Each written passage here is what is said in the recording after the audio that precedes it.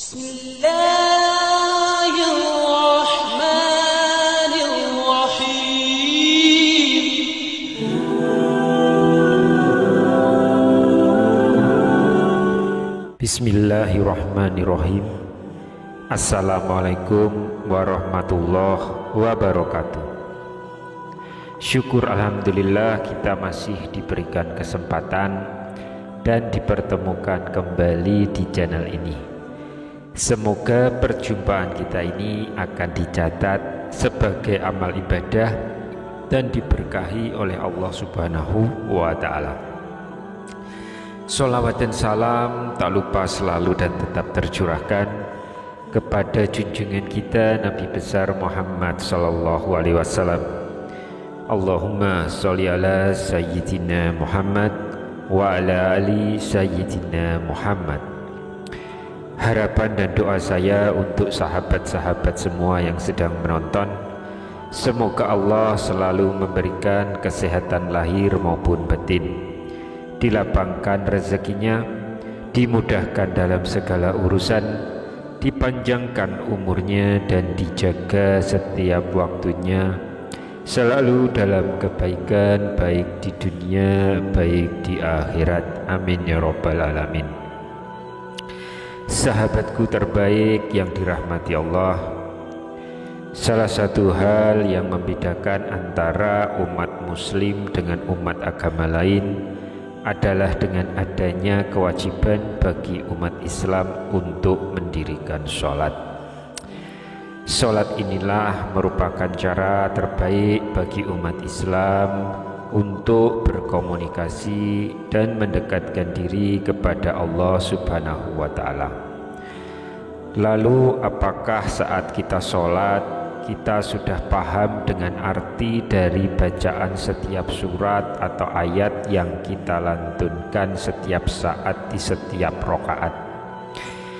Bacaan surat yang kita baca saat sholat semuanya menggunakan bahasa Arab, sedangkan banyak umat Islam yang berasal dari berbagai penjuru dunia yang tidak semuanya bisa dan paham menggunakan bahasa Arab.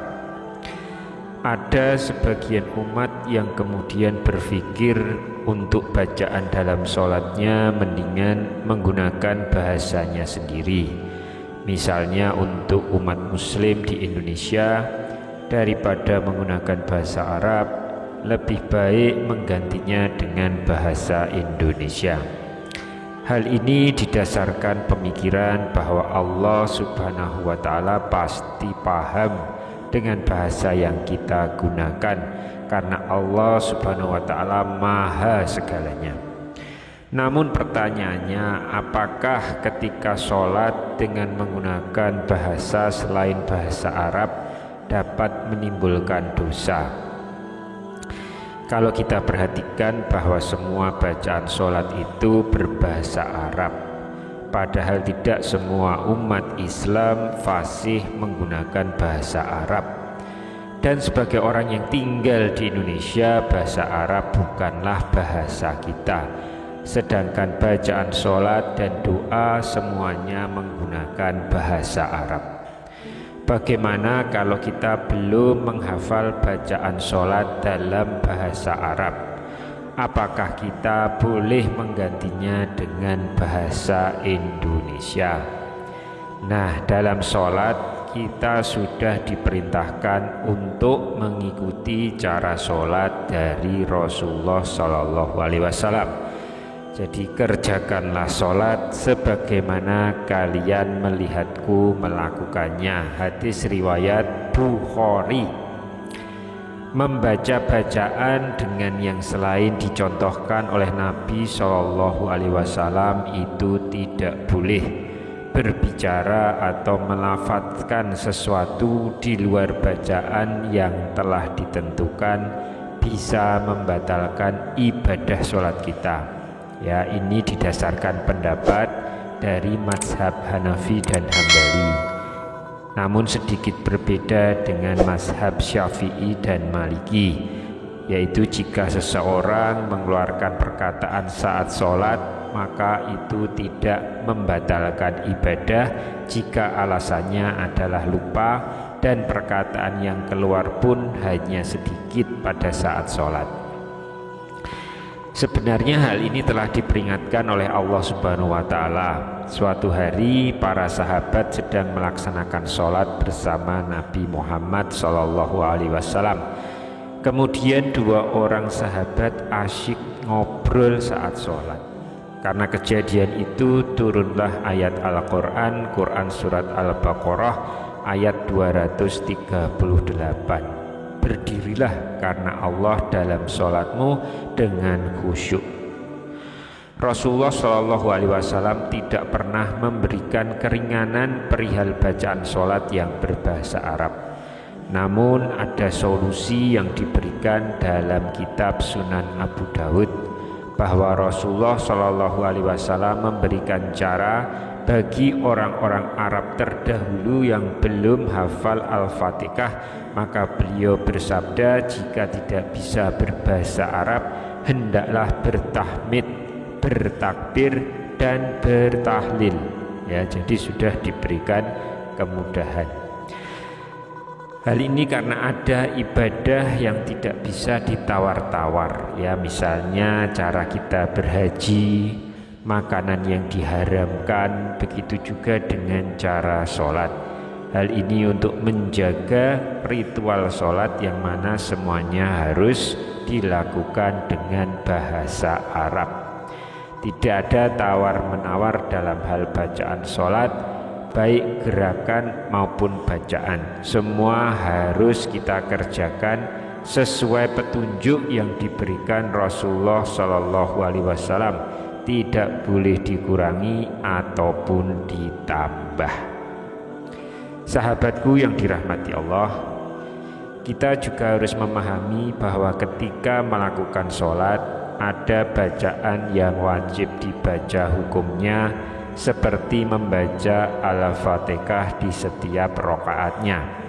Dalam sebuah hadis sahih dari Bukhari, kitab ke-10 bab ke-95, Ubadah bin As-Samit radhiyallahu an, Rasulullah SAW bersabda, tidak sah sholat orang yang tidak membaca Al-Fatihah. Setelah Al-Fatihah ada juga bacaan sunnah seperti surat-surat pendek yang dibaca di 2 rakaatnya. Masih dari hadis Bukhari kitab ke-10 bab ke-104, bahwa Abu Hurairah radhiyallahu an berkata, dalam setiap rakaat ada bacaan, maka apa yang diperdengarkan oleh Nabi SAW kepadaku, kami perdengarkan kepada kalian, dan apa yang dipelankan juga kami pelankan darimu. Dan jika kalian tidak menambahkan ayat lain selain Al-Fatihah, maka itu sudah cukup.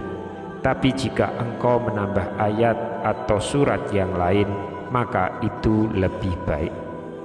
Selama ini kita mungkin sudah melakukan sholat selama puluhan tahun, tapi ternyata ada fakta penting yang harus kita ketahui mengenai surat-surat Al-Quran yang kita baca setelah membaca surat Al-Fatihah. Dalam sholat kita selama ini mungkin kita terbiasa membaca surat-surat pendek, namun tanpa disengaja ternyata kita tidak memperhatikan urutan dari surat-surat tersebut di dalam Al-Quran. Dan ternyata kondisi ini berbeda dengan sholat yang dilakukan oleh Rasulullah SAW. Rasulullah sangat jarang juga untuk membaca surat-surat pendek seperti An-Nasr atau Al-Falaq, kecuali beliau sedang dalam perjalanan. Ketika sholat subuh, Rasulullah SAW terbiasa membaca surat Qaf pada rakaat pertama dan surat Ar-Rum pada rakaat kedua. Dan beliau juga pernah membaca surat At-Takwir dan surat Al-Zalzalah. Demikianlah Rasulullah ketika sholat, yaitu lebih memilih membaca surat yang tergolong panjang. Hal ini pernah dialami sendiri oleh salah seorang sahabat Nabi dari Abu Sa'id Al-Khudri. Ia berkata, suatu ketika saat sholat zuhur sedang ditunaikan, lalu seseorang pergi ke perkampungan Baqi dan ia melaksanakan aktivitasnya di sana. Kemudian ia berwudu dan balik mendatangi jamaah sholat, dan Rasulullah SAW yang saat itu menjadi imam masih berada pada rakaat pertama saking panjangnya surat yang beliau baca. Hadis riwayat Muslim. Selain surat panjang, Rasulullah juga memilih surat secara berurutan, dan hal ini dibenarkan oleh Imam Nawawi dalam kitabnya At-Tibyan. Beliau mengatakan bahwa Al-Quran tidak semata-mata disusun, melainkan secara berurutan, karena ada hikmah di balik hal tersebut, sehingga sudah sepatutnya ketika kita membacanya juga semestinya berurutan. Dan hal ini juga berlaku ketika sholat. Misal pada rakaat pertama membaca Al-Baqarah, maka pada rakaat kedua cara berurutan membaca Al-Imran. Begitu seterusnya. Lalu bagaimana jika rakaat pertama kita terlanjur membaca surat An-Nas? Ya, sesuai dengan contoh dari Rasulullah, sekiranya kita bisa mendekati sholat yang dilakukan Rasulullah, maka Imam Nawawi meriwayatkan bahwa sebagian ulama mengatakan jika rakaat pertama membaca An-Nas, maka dilanjutkan rakaat kedua adalah Al-Baqarah. Ya. Lalu bagaimana jika orang yang pada rakaat pertama membaca An-Nas kemudian membaca Al-Ikhlas di rakaat kedua? Sekali lagi ini menurut Imam Nawawi bahwa hukumnya tidak diperbolehkan kalau menurut Imam Nawawi. Namun ada juga sebagian ulama yang membaca surat-surat dalam Al-Quran secara tidak berurutan dalam sholatnya. Ya, jadi semuanya kita kembalikan di hadis Bukhari yang pada saat awal saya sampaikan bahwa sholatlah seperti aku melakukannya, yaitu Rasulullah melakukan sholatnya.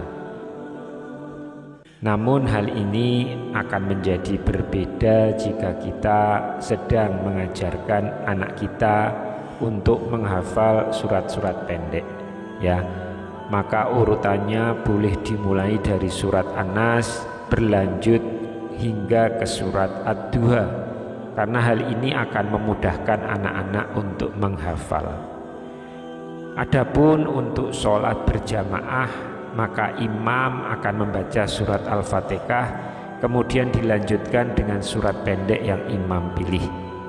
Lalu bagaimana jika surat yang dibaca oleh imam itu kita tidak hafal? Maka sebagai makmum tugasnya adalah mengikuti imam.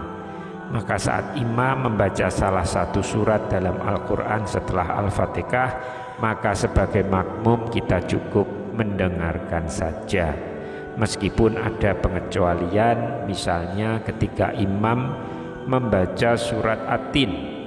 Hal ini dijelaskan dalam hadis Rasulullah SAW. Maka saat imam membaca surat At-Tin, khususnya di ayat terakhir, alaihissallahu bi ahkamil hakimin, yang artinya bukankah Allah hakim yang seadil-adilnya, maka sekiyogyanya makmum menjawab bala wa ana ala dalika minasyahidin, yang artinya saya menyaksikan hal itu. Ini ada di hadis riwayat Abu Dawud dan At-Tirmizi. Demikian yang bisa kami sampaikan di kesempatan kali ini. Semoga kita semua bisa mengambil sebanyak mungkin manfaat dari apa yang kita bahas di pertemuan kali ini. Wallahu alam. Wassalamualaikum warahmatullahi wabarakatuh.